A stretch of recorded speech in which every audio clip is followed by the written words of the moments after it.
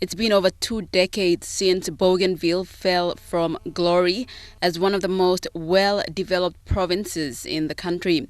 But the slow rebuilding process has begun, starting with the people themselves, their desire for peace and getting on with life in general.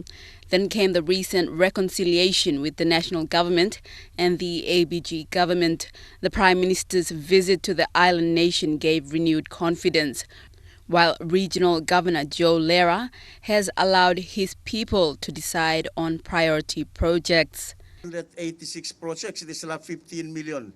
Below you plug, national government giving me.